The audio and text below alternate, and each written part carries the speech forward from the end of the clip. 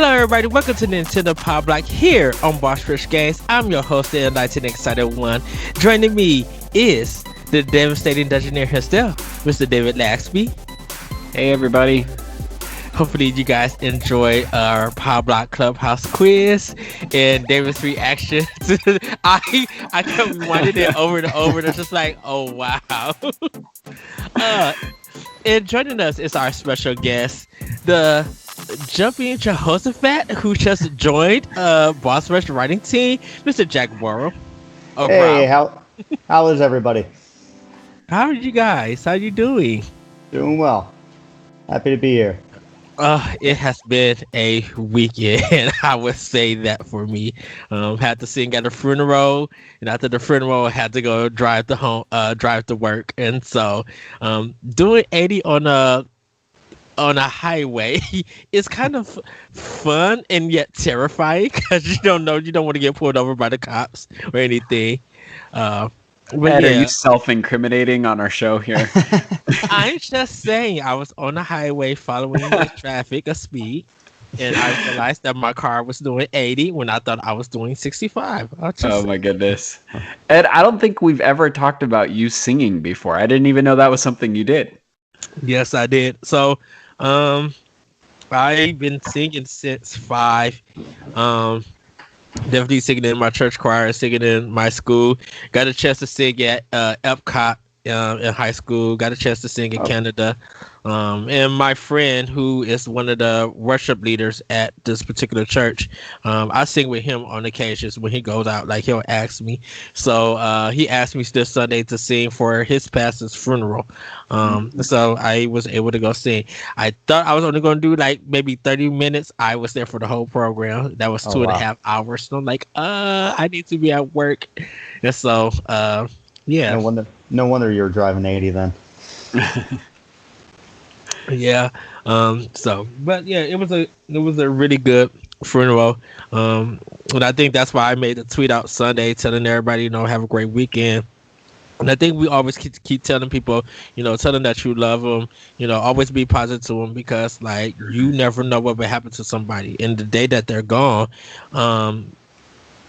that's kind of, it's a emotional and mental thing when you're not able to see that person anymore because you find out they're gone or something. So, yeah, not to bring the show down because this is Power Block. Jack, what you been up for the weekend? Not much. The weather was nice, so I got to spend some time outside. So, get the kids out, run around and stuff like that. Other than that, it was a much calmer weekend than you had. What about you, David? I kind of see that you, and I have a question for you, because you beat a certain game that you're going to talk about at Playing with Power, and right. You said that was your first time, right? It was. Yep. Okay. So did you give I think I gave you the response of yes, 3 Yoshi coins, correct? Oh yeah, I got my Yoshi coins. I'm ready. I'm ready to talk about that and Playing with Power. No, it was a good weekend. Like you said, Ed, I rolled credits on a game that I've been wanting to beat for a while, which was great. And my weekend got off to a little bit of a rocky start though with my dog, who is he's this beast that eats everything, And so my daughter dropped a bottle cap, and it was like an oversized bottle cap, and he immediately gobbled it up, and it was in his mouth, and I looked at him, and he looked at me, and I was like, I slowly reached for my son's potato chips to try and convince him to let it out. And as soon as my dog knew I was going to try to get from him, just nope, it was gone. He just swallowed it. So I was just and of course it was, at that point it was like 8:45 on a Friday night after a long week, and I was so tired. And it was just well, I guess I'm going to the emergency room with my dog to have his stomach pumped. And, 5.5 hours later at, 2-something in the morning, and I got home and everything was fine. But man. Oh, wow. Yeah. It's not even the first time he's done that. So. Oh no. Oh boy. Well, we're going to get to some quick housekeeping. This is episode 238 of Nintendo Power Block Podcast. Each and every week, we come together to talk about games and everything we love about them with our friends. You can join us live on Monday at 8:30 p.m. Eastern Time on twitch.tv/BossRushGames Live and be a part of the conversation. But if you can't join us live, no big deal. Sorry about that. Sorry about that again. You can head over to youtube.com/BossRushGames and BossRushGames.com to watch the show or listen on your podcast service of choice. Remember to subscribe, follow, rate, and review wherever you consume us. It helps us out with discoverability. And check out our family of shows wherever you listen to your podcast. And everybody, please join us on our Discord channel at Boss Church Games. We talk everything Nintendo, snacks, PlayStation, Xbox, Destiny, Monster Hunter. Talk about writing, showing off our fur balls, our friends, and with the pets, and more with that. So do come and join us on our Discord channel. But we're going to get into our Snacktendo. David, I'm going to start with you. What have you been snacking on? Oh boy. I've been making a lot of like club sandwiches and stuff this week for lunch, and I really love a good dill pickle. So kind of been making a variety of like pickle related sides. I also, in addition to dill pickles, really like gherkin pickles, the little like sweet ones, which are my favorite side to have with sandwiches. So it's been kind of a sandwich week for me. Oh, nice. What about you, Jack? What have you been snacking on? The new snack I've had was the Cheetos Crunch Pop Mix. I don't know if you saw it. We saw it at work. Okay, yeah. So it's cheddar cheese popcorn mixed in with Cheetos. They're basically the same flavor, but the different textures together make it unique. I enjoyed it. It's definitely worth picking up and giving it a try. Oh, okay, nice. So, other than that, nothing too exotic, but that was the new find for me. All right. What about you, Ed? So I picked up this because it came in our store. This is the Dr. Pepper Zero Sugar. How is it? It's okay. I can you tell a difference? Yes, I can. And I actually bought a Diet Dr. Pepper, and the Diet Dr. Pepper is better than this. I guess without the sugar. And this one, it tastes odd because you're used to the flavor. Now I think if they did a cherry version of the Zero Sugar, I think it would give it more of a kick. But for people who are diabetic, who can't really do sugar, this is a good drink for them to get. So it's not bad. But this one, this is the Sun Chips Chile Lime. When I tell you that this is probably the best chip with that flavor on it, it pops in your mouth. Not only do you taste the chili, you actually get an aftertaste of some good lime. And you can probably scarf through the whole bag. Like, it is so addictive, so good. It does get spicy, so you got to take your time with it. But, man, I was just like, oh, my goodness, this is the best ones that I have. I like Doritos got some kind of lime flavor. There's some other chips that have lime. But this one, yeah, it's not only is it good, delicious, it's healthy, and I do recommend anyone who are too like spicy chips and stuff. This is definitely get one to get. And so first of all, I don't know if I've said this before, but lime and chili is my favorite chip flavor ever, and Sun Chips are my favorite chips. So I think you've got like the perfect chip for me there. Yes, and it just released. It just came out. Thursday we got it in our store. I didn't get to see it till Saturday, and I was just like, "Oh, what is this?" And yeah, it's a hit. It definitely. All right, I'm gonna have to take a trip to the store here. Yeah, I think you got me sold too. Yes. Do want to give a big shout out to Shane Kelly from Another Zelda podcast. He sent in some beautiful pictures. Like, I think he's making fajitas. He got some. Yeah, he made some fajitas, but he also has like some sushi. He also had like just like I think he had sake in and everything. Like he had such a big plate. Hold on, I'm just getting yeah. Sorry about that, everybody. It's just the Dr. Pepper. So sorry for the burps. He had sushi, fried rice, yaki udon, and crab ragoon for dinner. And the pictures he sent, I was just like, I am shouting you out. It's from his local restaurant, Manitowoc in Wisconsin. So,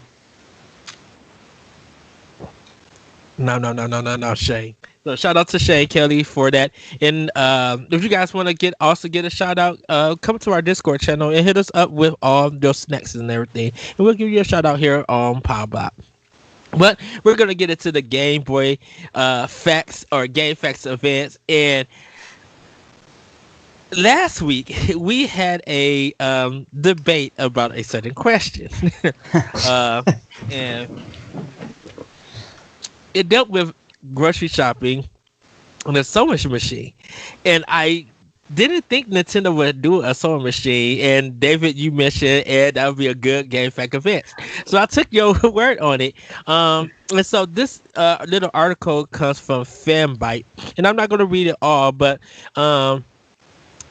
Kelsey Loon, who is co-director of the Video Game History Foundation, explained in her video that Nintendo first collaborated with the Japanese Jaguar International Corporation, which developed the new Yale JN100 sewing machine. The JN100 didn't come with a Game Boy, based on the idea that most Japanese households already had one. A special operations software titled Raku by Raku Machine, Easy Sewing Machine, developed by Natsume, allowed users to control the machine with the Game Boy and customize stitch style as well as a variety of patterns like shapes and letters. Coming in 6 colors, the machine's clear plastic shell echoed the aesthetic popularized by Apple and partially adopted by Nintendo at that time. So yeah, I was shocked about this. Oh, go ahead. Wait, hold on. So you could control like an actual sewing machine with your Game Boy? Yep. Yeah, I'm looking at it up on eBay right now, and yeah, they sell it for like $350. Oh my goodness! Just the game alone is $100. So that looks pretty cool. You know, that's so funny. I mean, that just really illustrates how much Nintendo has always been about doing things outside the box. Mm-hmm. Yes.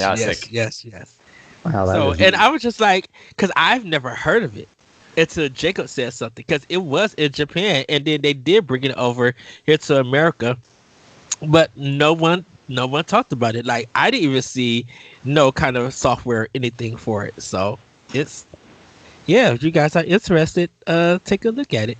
So, man, that must have been rare if you didn't know about it, Ed, because I feel like you've heard of everything. Exactly. But everybody, that is our Game Fact event. So we're going to get into Family News. David, take it away.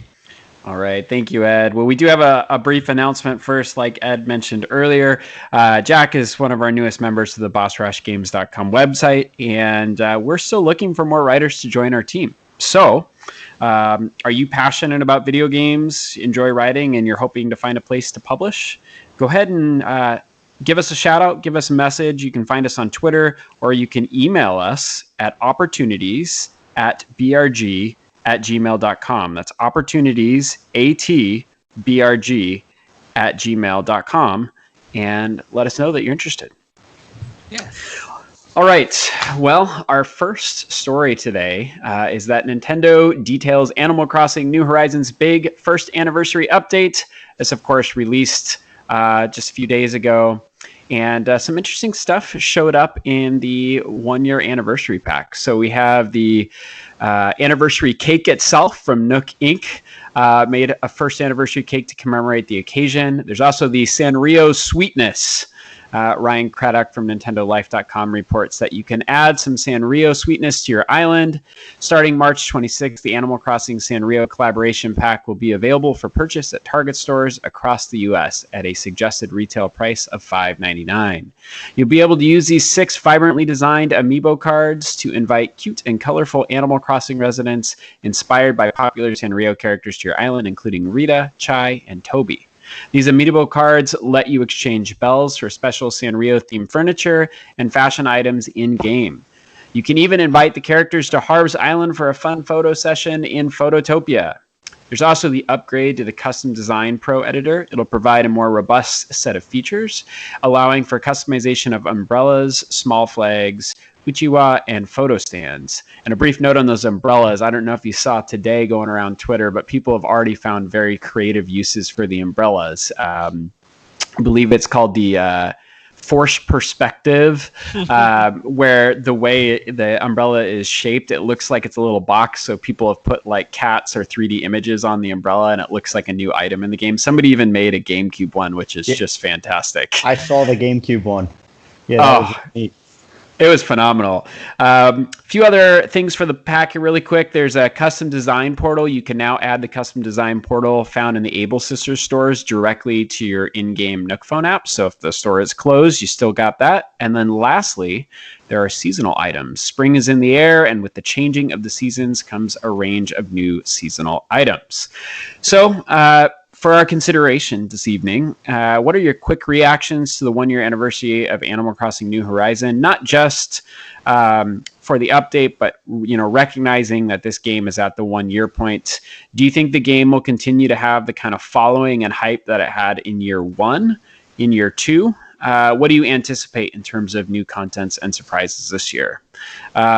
Gentlemen, I'm not sure. I know that some of our other hosts play a lot of Animal Crossing. Do either of you play Animal Crossing, or do you have any thoughts on this? I have thoughts on this one. I really love the Hello Kitty deal with that. And that's so cool because Hello Kitty do have games on Nintendo systems, but to like bring one of the most popular and iconic kind of like cutesy plush or like franchise to Animal Crossing, combining that's really awesome and everything. Going forward, I think the hype is still going to continue. I think people are still going to be buying this game. People, Animal Crossing does have a big community, and I think throughout the year, if they keep doing good deals with other properties or bringing in more like fun holiday stuff, it's going to be a strong year again for Animal Crossing. So yeah, I think it's going to continue to go strong. All right, Jack, what about you? Yeah, I think it's really going to continue. My friend's daughter is 9, and just seeing somebody in that age range just talk about something so fanatically is great. And I was earlier today, I was at Target, and there is a ton of kids' clothing around that age frame, that is all centered around, along Animal Crossing, and both boys and girls I saw walk by a display of it. So if they're focusing on that style of merchandise with this, I think it's just really going to continue it. And with the continued updates with have the Nook phone app, the custom design portal. That should have been in there much sooner, but I'm glad that they're still making those updates to make people go, okay, this is more convenient, and be able to continue moving forward. But I think it's just going to continue gaining momentum.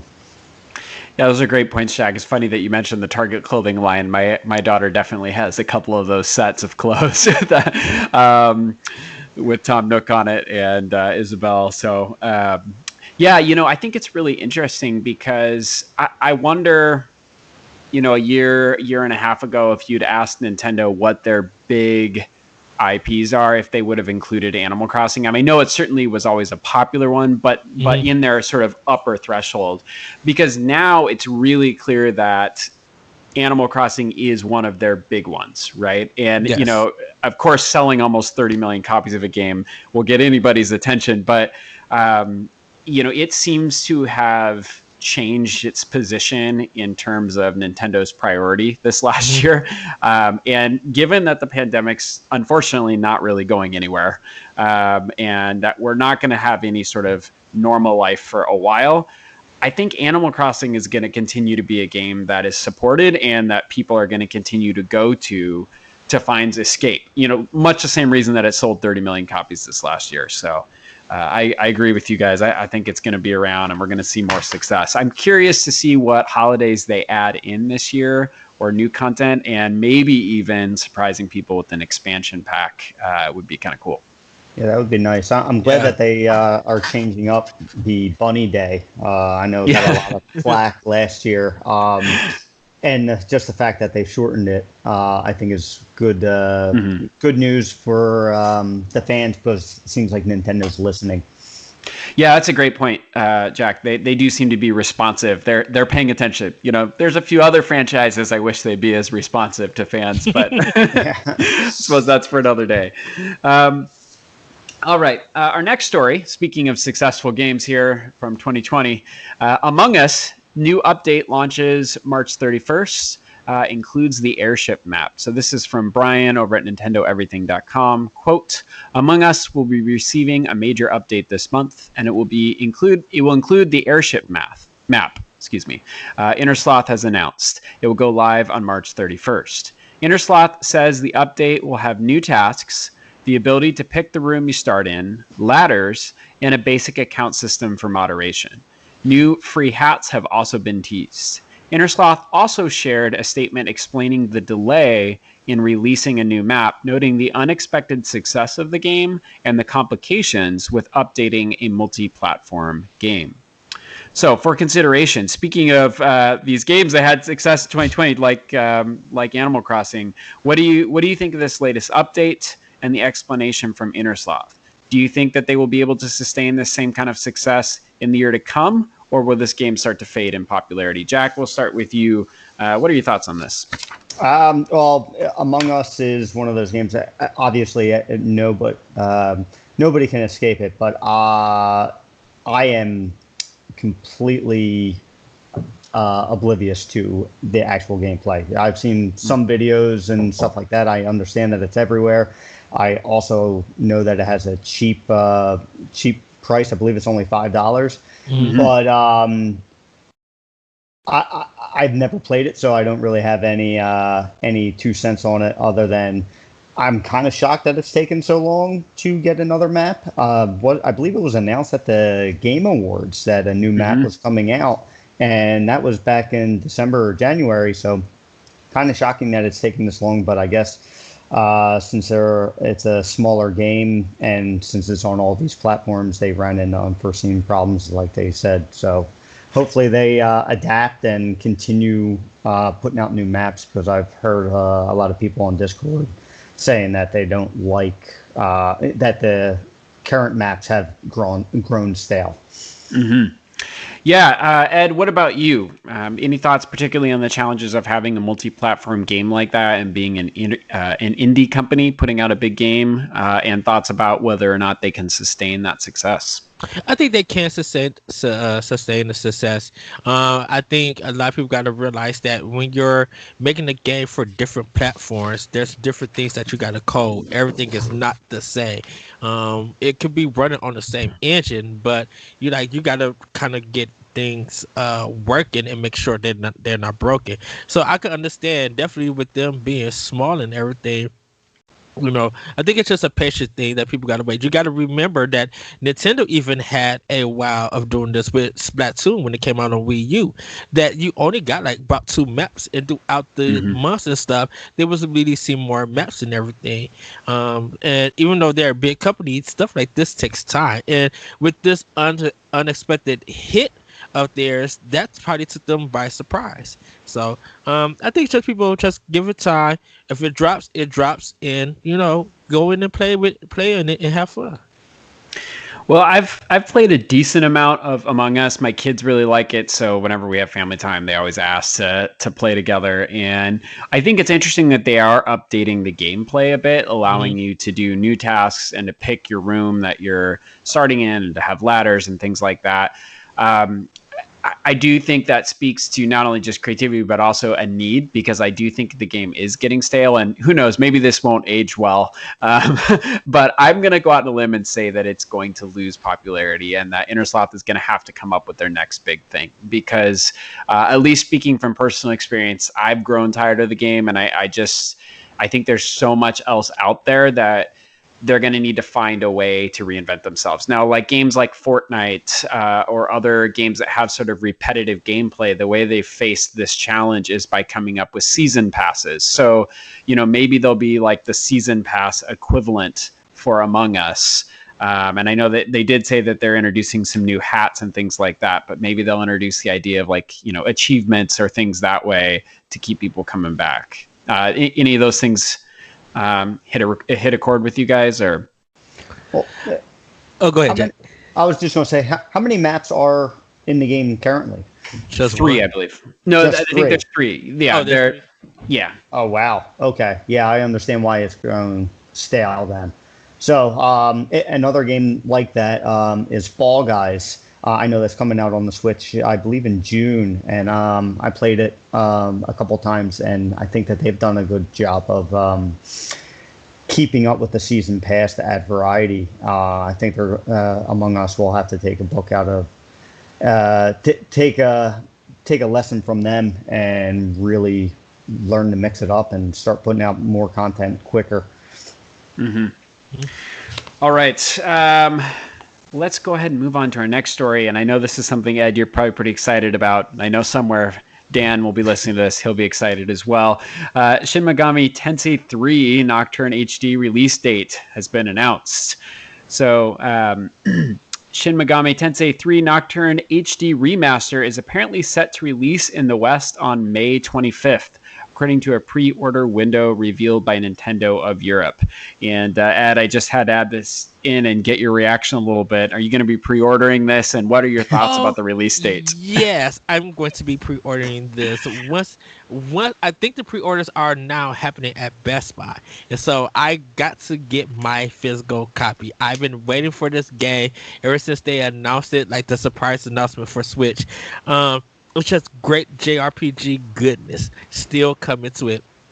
And I never got to play it on PS2 because Shin Megami Tensei has been a very niche kind of series. And so now getting this remaster and being able to play it on Switch, yeah, I'm definitely excited. I've been waiting for this game to come to give me a release date, and yeah, I cannot wait to get this game and pre-order it.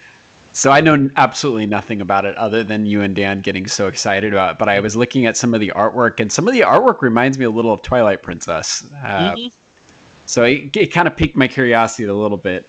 Jack, what about you? Any reactions to this? Have you played the game before? I have seen these games. My brother is a huge fan of the series and basically anything that Atlas puts out. So I know Atlas would support the DS and 3DS. And it's good to see them actually supporting the Switch because I know it does have a strong fan base coming over. So I guess I'm going to finally have to listen to my brother and actually give one of these a try because it does. I'm looking at some of the screens now, and it does have an appeal to me, and I could go for playing a game like this. It's been quite a bit that I played a long-running JRPG.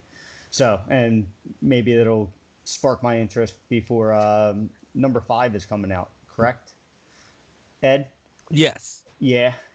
I don't think they have a release date for that yet, but not yet. I know that they're working on that, so it'll be good to, maybe dip my toe in the water here and give it a try. All right. Well, our last story might cause a little bit of fights. Sony Interactive Entertainment and new esports venture RTS have jointly acquired the Evolution Championship Series. So this is straight from Sony's Interactive Entertainment site. In 1996, a fledgling fighting game tournament sparked a cultural phenomenon that drew an international following through its inspiring exhibitions of skill and fun. In the decades since, countless legendary battles in that storied tournament, now known as the Evolution Championship Series or EVO, have been waged in the virtual arenas of timeless games, many on PlayStation consoles. Today, we're thrilled to announce the next chapter in the story of PlayStation and EVO, the world's largest and longest-running fighting game tournament. Sony Interactive Entertainment has teamed up with RTS to acquire EVO through a joint venture partnership. With expertise spanning esports, event management, brand and development, consulting, and game talent management, RTS is a new venture led by CEO Stuart Saw and backed up by investors including global entertainment, sports, and content company Endeavor. Evo co-founders Tom and Tony Cannon will remain closely involved in an advisory role to ensure that Evo continues to service the fighting game community and support its vibrant growth. This partnership marks a new collaboration, bringing together the resources and expertise that will allow us to elevate the global reach, scale, and entertainment in the iconic gaming industry. So that is directly the press statement from Sony about the acquisition. So for you both, what are your reactions to this news when it came out? And what does this mean for the future of Super Smash Bros.? And what does this mean for Sony? So Ed, we'll start with you. What do you think? This took me for a loop. And because I had just got done watching the Square Enix presentation. And I'm like, okay, that was a good presentation. Let me write things up. What is this? Breaking news. Sony acquires Evo. I'm like, wait, what? And the first thing that came to my mind was, what is happening to Smash? Like everybody else, what is happening to Smash? I mean, I'm not mad that Sony is acquiring this. I think this is a good way to keep Evo alive and actually give it more exposure and tools that they need to get a lot of these games out. And they could probably be like, hey, if you are checking into Evo, this game is on PlayStation and this is a discount week for that game. That's cool. But Smash has been a big thing to the Evo community and to Evo itself. And if Nintendo took it away, because they said they were asserting this, everything, I think it's still going to be there. I think Sony really needs Smash to be in this thing. Everybody needs to learn your fighters, learn Ultimate, get your controllers, your pro controllers, your fighting sticks. You need to get ready to watch it, because if Sony removes this or Nintendo removes this, Evo is in trouble, because it's a lot of Japanese fighting games that a lot of Americans don't know anything about nor play and stuff. So it's a good thing definitely for Sony if they want to sell definitely more copies for people who are interested in playing a fighter casually, or for the fighting community who've been looking for a new fighting game that's not released yet that could come. I would love to see Sony do more 3D stuff, and I kind of would love to see Nintendo to be a little bit more evolved and talk to Sony about that. Get a Smash reveal out, get a trailer out, like really. Okay, so, Ed, let me ask you this then, Ed. Does Smash need Evo more than Evo needs Smash? Or you know what I'm saying? Because who really needs whom here? Evo needs Smash, because the thing about it is, I was talking to Jesse. I'm like, I think Smash is the number one fighting game, or if you want to claim it as a fighting game, you can. If not, it's a party game, melee game, whatever. It is the number one game that anybody, fighter or not, that tunes in and watches. When it comes to Smash, and just even look at the directs on how many people tune in. Who's tuning into a Samurai Showdown direct? Who's tuning into a Mortal Kombat direct? Justice direct with the Ninja Turtles. Like, if there was any other fighting game, no one would be talking about it unless they were fans of it. Smash? How many memes comes out of Smash and they're still doing a direct presentation? That's how powerful Smash is. So Evo needs Smash because it's going to get the viewers up and watch. Just watch. The viewership of Evo for Mortal Kombat is only 15,000 people, and when Smash comes, it jumps to 350,000 viewers. Wow. That kind of tells you on the power of Smash than Mortal Kombat is. All right, so I got some follow-up questions in a moment, but Jack, I want to get you in here. What are your thoughts on this story? Yeah, I think that Smash is bigger than Evo. Evo needs Smash to stay on with them. So it's really in Nintendo's hands if they want to stick with it or not, or if they want to try and stop it in any way that they can. And Nintendo's put a stop on some of these tournaments in the past, so it's not that they would shy away from it.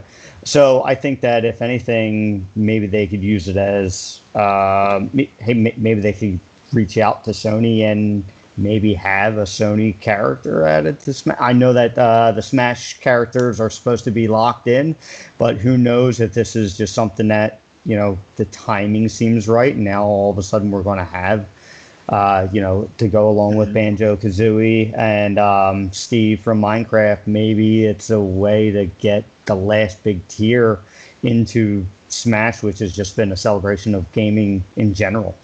Real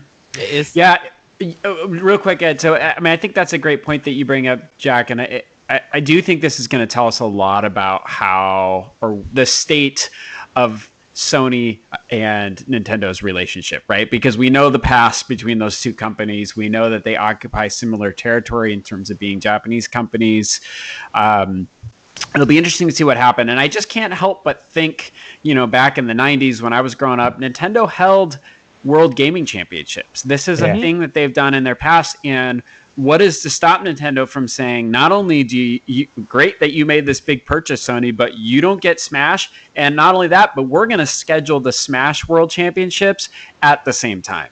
Right. So it'll be interesting. So the only question that I have about that is, they've already gotten a lot of flack this year from fans of Smash Brothers for, like you said, Jack, putting an end to certain tournaments, particularly with Melee. So, does Nintendo have the ability, and would they do something like that, Ed, or would they be worried about upsetting fans? No, I think they're not worried about upsetting fans. I think Nintendo will work with Sony because Nintendo's already working with Sony for the Mario movie, and so Nintendo will be. I think Nintendo, if they're open up to, and they know that people will. They know the sale numbers. People will buy characters to learn if they don't got them now to play them in EVA. So Nintendo would be like, you know what? Let's continue to work with Sony. Let's meet the terms that we need to meet, and let's give it to the fans because Sony and Nintendo knows that this is a way to work together. There's no competition. No one is losing out on money. They both could actually gain money from this, from a business perspective. For the fans and stuff, they're going to be wanting to be in EVO because of Smash, and if that. Nintendo knows that we cannot lose this fan base because even if we do our own thing for Smash, it's not going to be the same as EVO is. EVO is that tournament. I'm going to push back on that though, Ed, because I know that Sony and Nintendo don't see them often as rivals, but ultimately from a business perspective, right, like they're in competition. And one of their rivals just paid a ton of money, right, for a product that Nintendo could basically pull the rug out from underneath them and do their own thing. But then you think Sony's going to put out PlayStation All Stars to make it up? No. Go ahead, Jack. What if they put out the PlayStation All Stars? Nobody's going to buy it, just like the first round, Right. And to what David was saying. Now there is a Super Nintendo World theme park. There's going to be another one in a couple of years here in the States. That seems like that would be a great place to host one of these events that David was saying. Let's have our own Nintendo tournament and just focus on that. And then they could have a double whammy by drawing in the crowd to a place where it's Nintendo's own theme park and then actually hold a major event like that. And if it's held at the same time as EVO, that'd be a good way of sticking it to them. I mean, that would have to happen like next year or something. Yes. But Sakurai is a big fighting fanatic. He knows fighting games on PlayStation, and he knows fighting games on Xbox and arcades and stuff. So he's gonna talk to Nintendo and be like, "Hey, we got one of the biggest franchises. We need to keep it here. I know the CEOs and all that money stuff, but we need to keep it at EVO because Sakurai is going to be watching, not just for Smash, he's going to be watching all of these other games for EVO. And if he doesn't see Smash and EVO, Man, it's going to be you do not want to have a major upset with Ed, non-Nintendo and Nintendo fans. You've already said though that Smash is bigger than Evo, right? And so, I mean, I think we'll all have to agree to disagree. But you're such a nice guy, Ed. I think you always assume the best motivations, but we will see how cutthroat Nintendo is going to be. I think because everybody watches Evo when it comes to Smash. When you even think of Evo, you think of Smash, and so it's important that Evo has this game there. Why though? I mean, that's the past, right? And if Nintendo can make their own thing where they are the destination, why continue to support one of their competitors who's now bought Evo? When it comes to the fighting community, Evo is top tier. No one was doing anything like Evo as a fighting community, and so people, it's a tradition thing, I would say. People want that tradition to go. If they take Smash, I think people will understand because of Nintendo. They'll be upset or anything, but they will understand. They really going to have to replace it with something that is almost top tier as Smash. And what that could be, it could be Soul Calibur 2. You never know. It could be the Nintendo GameCube version of Soul Calibur 2. And just seeing folks getting beat with Link. And I would be like, oh, someone got the long sword with Link. It needs to be like almost on that level. Something got to be top tier to be placed. All right, Jack, you get the final word on this as we close out. I just think, in a business sense, if Sony's really going to have to make it very enticing for Nintendo. This is Nintendo's property. If they have an issue with it, they're going to try and take advantage of the opportunity. It's just right now I'll wait and see, but I could see it as a business decision to just go, nope, and then just to turn around and stick it to Sony. Okay, this is what your investment's worth. We were the property of Evo. So, we draw in the big crowd. Now we're going to draw away that crowd to our event. So. All right. Well, thank you for the wonderful discussion that we had. And if you listen to this and you have some opinions, definitely write in and tell us what you think, and maybe we'll give you a shout out on the next show. That has been FAMI News. Ed, back to you. Yes. Do we want to talk about the breaking news with Niantic and Nintendo? Go for it, Ed. Okay, so everybody know Niantic is the Pokemon Go developer. They teamed up with Nintendo to do a Pikmin game to help with walking, make walking fun. This just broke like probably a couple of minutes ago, so a quick link code to it. Your guys' thoughts? Do you think this is cool that they're doing a Pikmin game? Anything Pikmin other than Hey Pikmin, I definitely welcome. I love the Pikmin games, and if it's walking, I love anything to entice being outside and being mobile and stuff like that. I have a smartwatch, so like I keep track of all of that kind of stuff. I love it.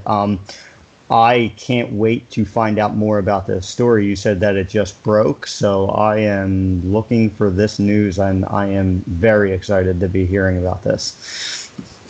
Yes. David, any thoughts?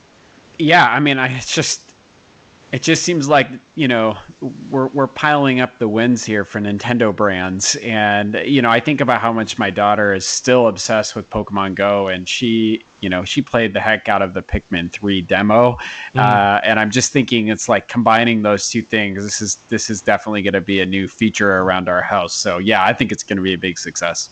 I definitely, yeah. Would definitely, if it comes up close to the summer, definitely when I go on my walks and exercise, and when I'm at work, I would love to have like the Pikmin with me and stuff. Like I'm doing stock, and I could just see the Pikmin pushing up like can of beans and stuff. I think it would actually be cool. So we will check more of the story. We'll probably give more insight later on. We're going to try to get a write-up of this on Bostridge Games. So by the time you guys see this, come to BostridgeGames.com and read that story. I am so interested. That's all I can say. But we're going to get into our doc mode. Now that spring is upon us, we want to look at the games that are being released for the Nintendo Switch till August. What games are you looking forward to, and which ones you'll wait for a sale? Let's discuss. So I kind of looked at Metacritic for this, and we're not going to cover all the games and stuff, but we're going to cover kind of like April, May, June, July, and a little bit of August, and probably like pick up our favorites. There has got to be close to 75 plus games on here. So, David, I'm going to Ed, really quick, can you just say for our listeners where on Metacritic, or what was where did you find this list so people can go and check this out? So you can find it at www.metacritic.com/browse/games/release-date/coming-soon/switch/date. Awesome. Okay. So, David, take it away. I will be right back, everybody. I had to go to the bathroom real quick. All right. Sorry to put you on the spot. Okay. All right, thanks, Ed. Yeah, so there's a bunch of games that obviously are coming out, and I was trying to pick through them today, and I realized that I'm going to be spending a lot of money on games this year over the next 6 months. So I got a couple that I'll start with, and then, Jack, I'll bounce it over to you so that I don't go through my whole list all at once here. But two that stood out to me that are coming up, this is kind of in chronological order. First one is What Comes After. So this is by the same maker who did Coffee Talk, a game that I just played a ton of, a visual novel style game. And that one took place at a coffee shop in Seattle, and I just fell in love with that game. And we're actually going to be doing a Talk the Walk podcast on that in a few weeks here. Okay. So I'm looking forward to that. And so I'm really excited to see what this next game is all about. The basic premise is exploring what comes after death, hence the title. And it's kind of like a lighthearted examination of a very serious topic, which really fits in line with the atmosphere of Coffee Talk. So I'm excited to see what this game maker has. And then the second one that's on my list here is Star Wars Republic Commando. I'm always kind of a sucker for a good Star Wars game, and I'm really interested to see this game come into Switch, and especially the multiplayer aspect of it. So those were two right off the bat that jumped out at me. What about you, Jack? The ones, even in chronological order, I'm kind of not really too excited up until June when Super Mario or Mario Golf Super Rush comes out. I'm not a golfer or anything like that, but the minute and a half trailer that they showed, it just makes it look incredibly fun. That it's not the slow pace golf routine, and even regular or the previous Mario Golf games have been nothing but fun, but this is really speeding it up and adding power-ups, and then even a story mode. It just looks like it's going to be a blast. Definitely going to be a day one purchase. And one that I'm a big fan of, the Ninja Gaiden series. They have the Master Collection coming out. That's also in June. I actually bought an Xbox just for this game when it originally came out, but it wasn't on any other systems, but that got me to get an Xbox, and I played the heck out of that original game. It's frustrating as can be, and I don't know if I'm going to be playing it with the Joy-Cons, because I think I'll end up breaking those little controllers, being able to try and play that game that quickly. But definitely play that on the TV with a Pro Controller. Awesome. How about you? Yeah. Any other games other than those first two? Yeah. So first of all, I agree with you about the Mario Golf game. Nintendo does sports games so well. Yes. Adding in the sort of zany, humorous elements that just make them feel fast-paced and almost arcade-like. So Mario Golf was also on my list, in addition to the What Comes After and Star Wars Republic Commando. A few other ones on my list that jump out at me. I'm really curious about Miitopia. So especially knowing that Grezzo is connected to it now. I never had it for Wii U, and so I feel like it'd probably be a good one for my kids to play as well. So I'm excited about that. This one, I'm a little embarrassed to admit, but DC Superhero Girls Teen Power will be one we probably get in my house because my daughter's excited for that one. All right. And I am buying that game for review. Okay, then we can talk about it, Ed. I know that was like universally panned at the last direct, but my house was excited about it. To be fair, that game doesn't look that bad. Like I'm not the biggest. I'm not the target market whatsoever, but it seemed like it was built upon a decent enough game anyway. Yeah. So it was like, all right, I'm glad to see that it was featured in the latest direct too. My daughter was super excited when she saw that. And the last one, of course, The Legend of Zelda Skyward Sword HD is the top one that I'm waiting for. And, not on this list of new games coming out, Ed, but it is new content. Nevertheless, is the next DLC for Hyrule Warriors Age of Calamity. That's also one on my list. So, Ed, what about you? Okay, so I didn't actually get a chance to write out a list, so please, everybody, forgive me. I know you mentioned this Telsa game, that you posted, David. And I think it's coming in April. And I was just like, oh, I need to get this game. New Pokemon Snap is what I'm looking forward to in April. That I plan on getting. I never played Star Wars Republic Commando, so that is definitely one I am looking forward to picking up on it. Disco Elysium. I cannot wait for this game. I told the PlayStation community, the guys at Crossroads, that I'm sorry I cannot buy this game for a PlayStation because I want the Switch version. If it does go on sale, I'll buy it and let it sit there until I beat it on Switch. Saga Frontier Remaster. I'm going to get this.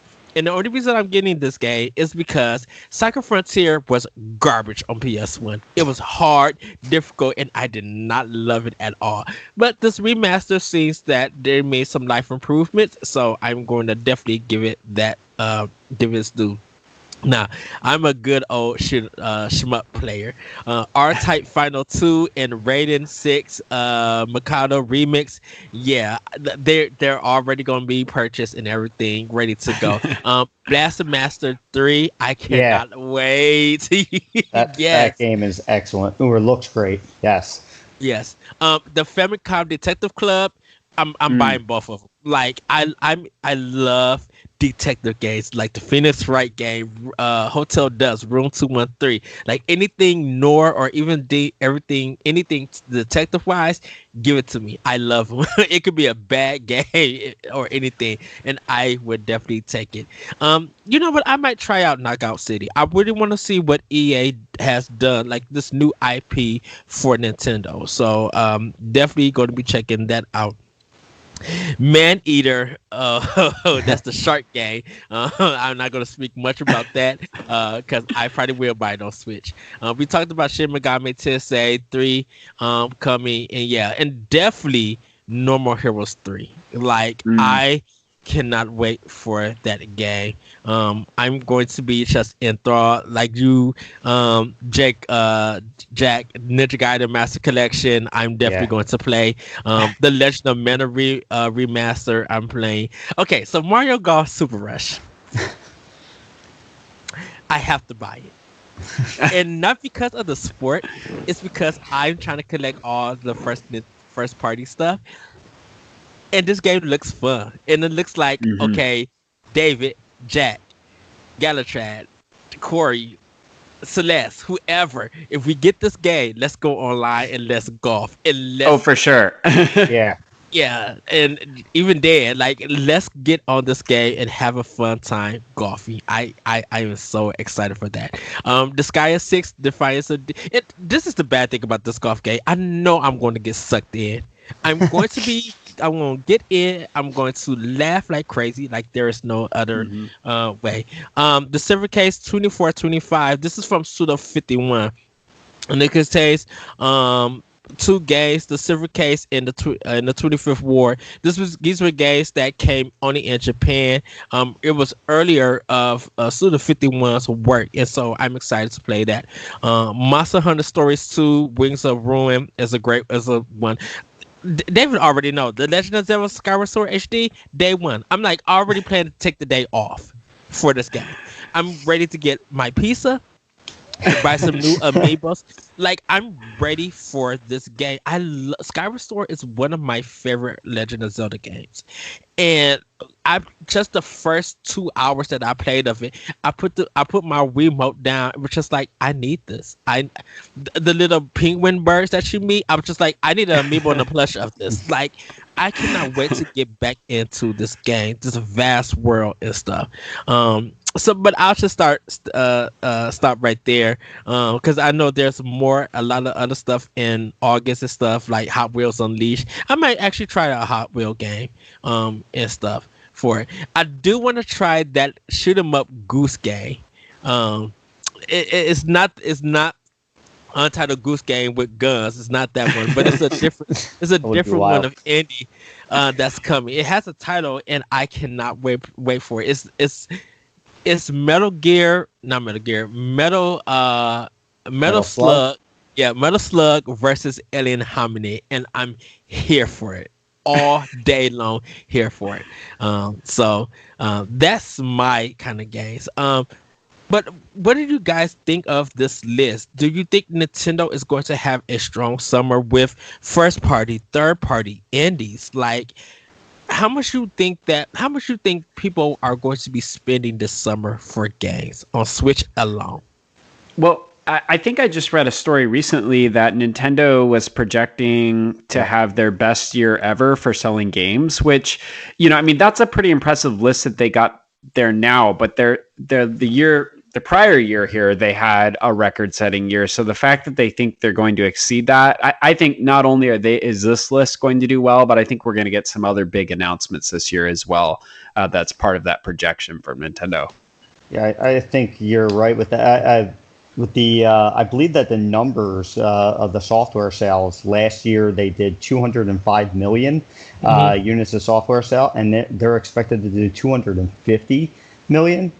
And hey, I'm going off of memory here with those numbers, but that's an incredible increase. You're talking almost 25% increase right there. They're going to have some other major announcements come out, to line up to this. I think this is a solid start to Nintendo's fiscal year. There's tons of variety, but we're not really. And geez, we didn't even mention Pokemon Snap.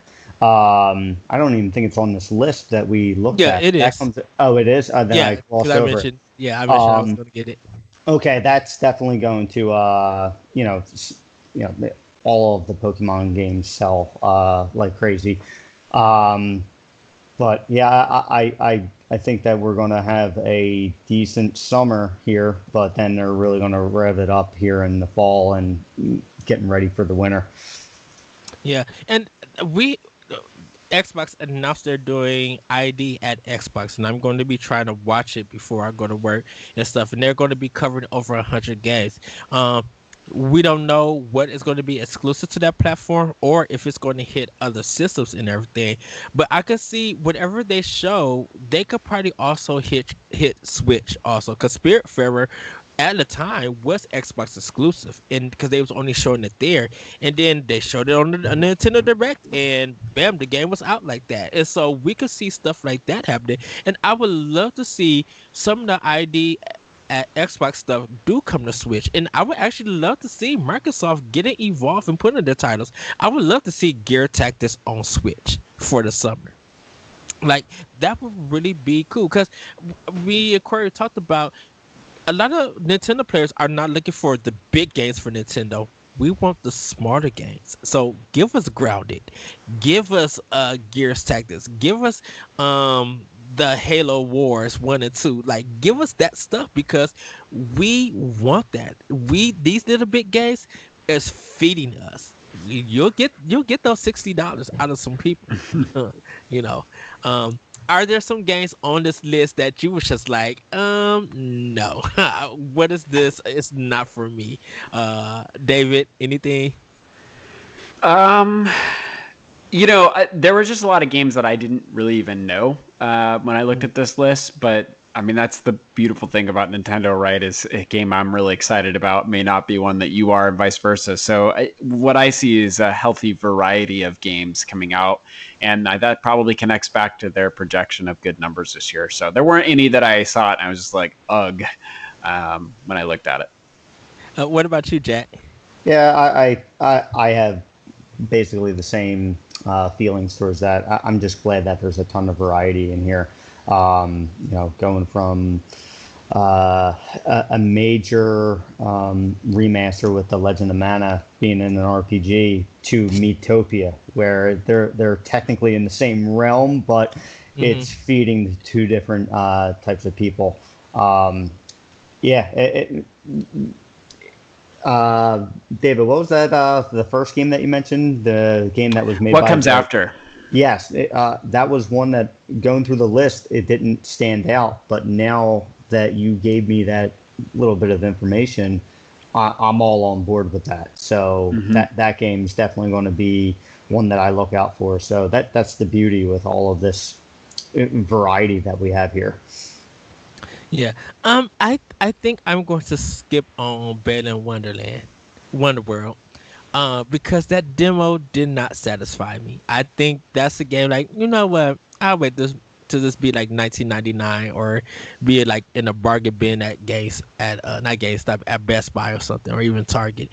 I was just like, this demo is not good. Like, it felt floaty, and to see that Square Enix is allowing this thing to happen, I'm like, no, Square Enix, you guys are on a roll with good games and stuff, and like they're going to be a big presence this holiday. I mean, this summer with all of their remasters and stuff like that, with a lot of RPGs. Like, I'm looking forward to that.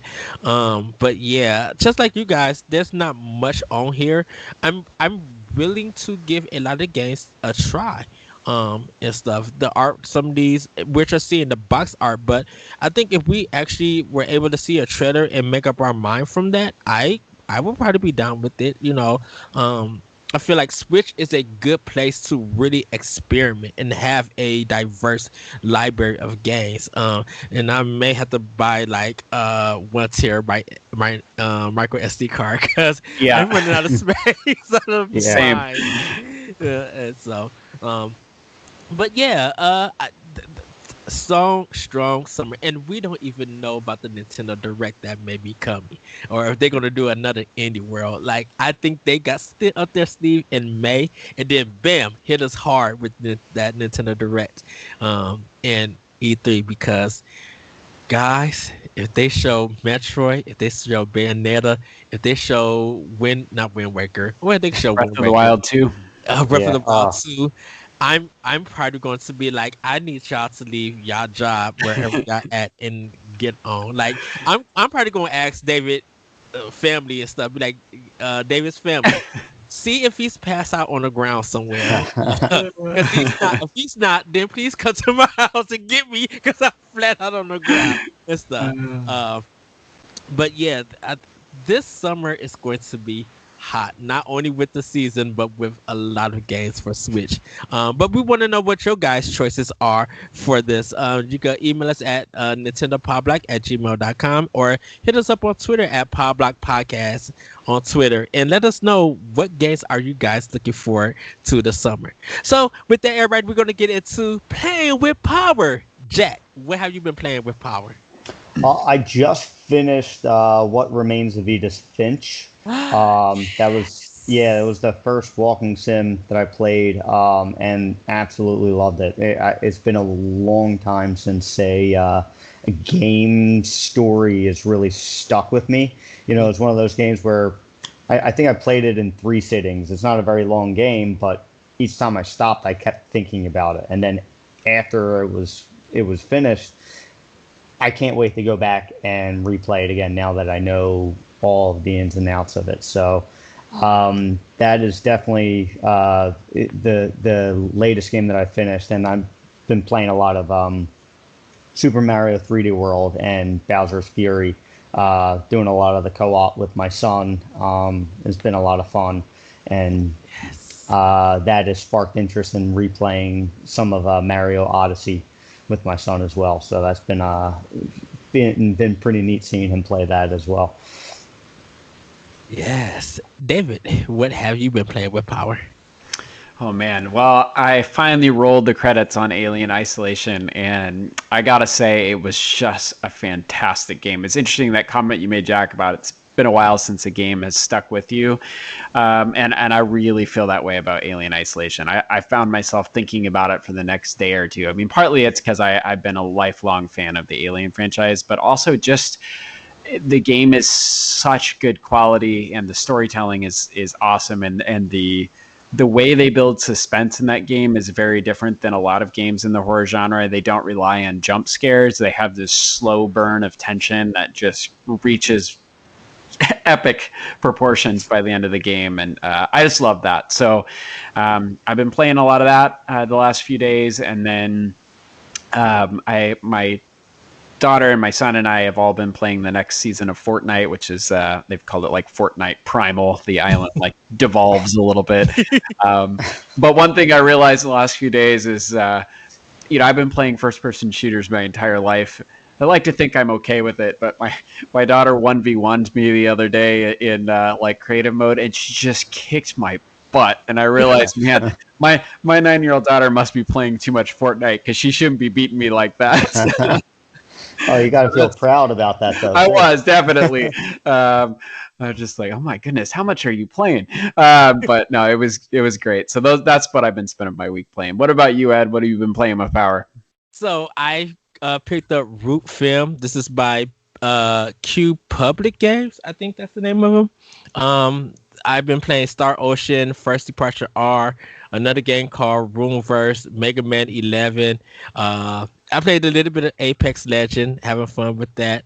I will say I have Until Dawn. I'm going to finish that quickly because, David, I'm going to be playing Alien Isolation on PS4. Yes.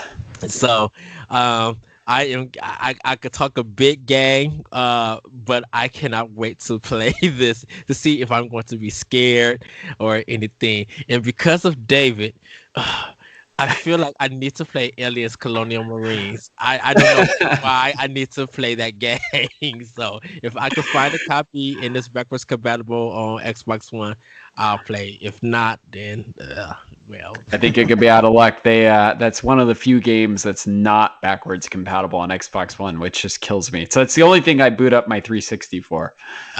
Okay. And last but not least, playing Ghosts and Goblins Resurrection. It's the challenge. I love this hard game. Even though I get in my tail kick, I love that one more again gameplay. Like just like one more again, I could play this. It's that kind of Hades thing almost, where you get in that loop that you know that if you play it one more time, you could probably make it a little bit further, and then realize 2.5 hours later that that one more game was just like, oh, I've been playing this game for that long with it. So that's what I've been playing with Power. I'm kind of jumping around trying to get a lot of Nintendo stuff done. Root Film is a game that I am going to be trying to do a review for. So it did just come out. So I'm playing a lot of that. And it's a detective game where you are a director who get offered this new film. The thing about it is that the film has been haunted. So you're trying to find out what is going on, and you and your assistant is trying to solve the mystery and everything. So it's very anime. Great artwork and everything. It's kind of like an audio novel kind of thing, but you do some detective stuff here and there. Unfortunately for those who don't like subtitles and everything, the game is only in Japanese with subtitles and everything for it. So there is localization, but all the voices are in Japanese. So, but if you can handle it and everything, hopefully I can get done with the game and you guys can read my review and check it out. But everybody, that has been us playing with Power, and that has actually been the show. I know it kind of feels a little bit short, but I think we got a lot of points across. We had a lot of great discussions, a lot of snacks that we are looking forward to and making. Definitely, I think once the vaccine shots get more available to people and more places open, I think we'll be having more Snack Tendo talk and everything. Oh yeah. I want to go to a sushi bar so bad. They're It's closed. Mexican food for me. I can't wait to sit and have chips and a big margarita. So What about Yeah. you, Jack? I just want to go out to a restaurant, even just to grab a drink, just to feel normal. Even if it's outside. So with the warm weather, maybe that's going to be an option too. So I'm looking forward to that. It doesn't matter what dinner option is there. I just want to be out and being able to feel other people's presence. Yeah. I kind of want my my apple cider and my cheeseburger and fries. Definitely at a particular place in Wisconsin in Kenosha that I love. Their food is amazing, and I know we're talking about alcohol beverages, but like for kids, Kool-Aid, Capri Sun, water, and chocolate milk are also going to be something that we're going to be interested in.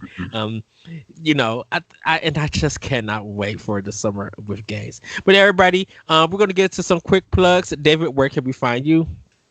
you can find me at David Lasby on Twitter, and that's also a great place to direct message me if you're interested in the writing jobs at Boss Rush Games. Yes, Jack, where can we find you? Well, I recently just joined the Boss Rush writing team, so you can find me there. I'm also on Twitter at GeekBro27. You guys can find me on Twitter at ThatBretcherCode. You can check also my writing at BossRushGames.com. I did the rundown for the Square Enix Presents, so do guys check it out, give it a good read, watch the videos on there. It was a really great show for it. Just a ton of great games that's been announced. I'm really excited for the title stuff, and I cannot deny. I wish that Tomb Raider really came to Switch, because I kind of put on where you at, sugar. I want the Tomb Raider trilogy on Switch, and I'll play anything for the cloud. But you also can check out Optional Opinion on SoundCloud. World 11 podcast. Oh, I forgot to tell you guys. I went to a place called Galloping Ghost in Chicago, in Brookfield, Illinois, and you pay $20 and you get to play all the arcade games all you want.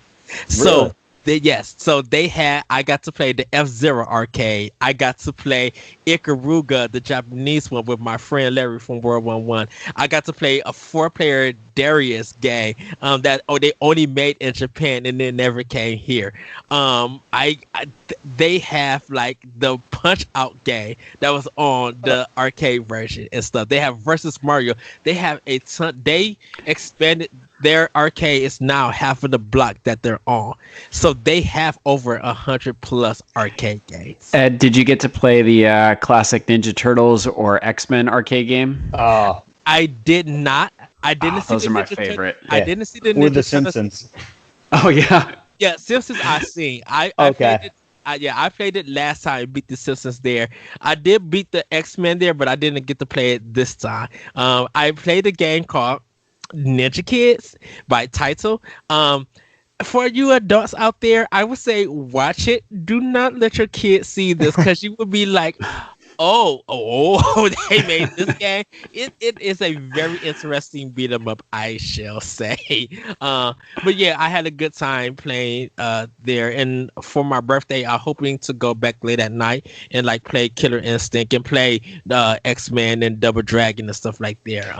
And just have a lot of fun. So if you guys ever come down to Chicago, I'll take you there, and That'd be great. we could all Yeah, because you could go in and out and just play games. We'll probably find a dark relaxing place to have beverages. I should say that. But yeah, everybody, that's gonna be Nintendo Power Block. Before we do leave, just want to say that there was an attack in Atlanta, Georgia, against against some Asian American females and some other people. 8 people lost their lives, and we here at Boss Rush stand with our Asian American fans, and we just want you guys to actually be better, treat people better. For adults who are with their kids, listen to this, like really talk to them about diversity and what respect and love is and stuff, because as much as we love Nintendo and everything, and as much as diverse Boss Rush Games is, there's a lot of stuff that's going on that some kids just don't understand, and we really want to just get that out. Why we keep saying be better, be more, and let's continue to play video games and stuff. Like, that really means a lot to us, to our community, and we welcome anyone and everyone here. This is a safe place, a safe community of fans that love to talk about stacks and games and stuff. What we don't tolerate is hate, discrimination, and things like that. That's something that is not us at Boss Rush. So we just want to say that to the people who lost all the families who lost someone there. Boss Rush send their condolences, and Nintendo Pop Box send their condolences. With it, everybody, have a great week, have a great weekend. As always, let's continue to play video games, be better to one another, be more, be awesome, be you. With that, everybody, we'll see you next time on Nintendo Pop Block. Bye. Woohoo! Night, everybody. Good night, guys.